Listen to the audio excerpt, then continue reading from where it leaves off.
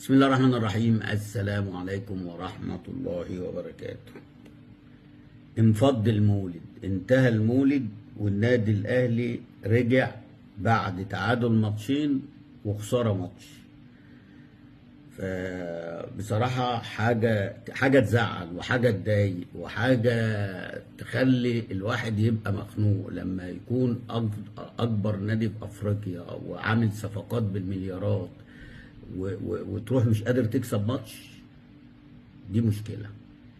طبعا احنا ممكن نقول النهارده يعني الى حد ما الراجل المدرب هنقول فهم، يعني بعد الماتشين الثلاث ماتشات، ماتش باتشوكا الودي والماتش بتاع انتر ميامي والماتش بتاع بالميراس، فهنقول ان هو عرف ان يقدر يوصل لتشكيل النهارده. بس انت الماتش اللي فات لما نزلت بن شرقي في الدقيقه حاجه و70 في اخر دقايق ال70 نزل خلاك مسكت الكوره ورحت للجون وضيعت الكوره اللي هو شاطها والجون طلعها وكوره القفشه شاط وداك للجون. ازاي ما تبداش بيه؟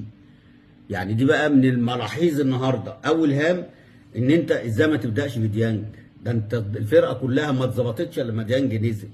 وانا قلت لك هل ان ديانج ده ياخد الاثنين حمدي فتحي مع اللي اسمه مروان عطيه ده ويجري بيهم والله يشيلهم على كتفه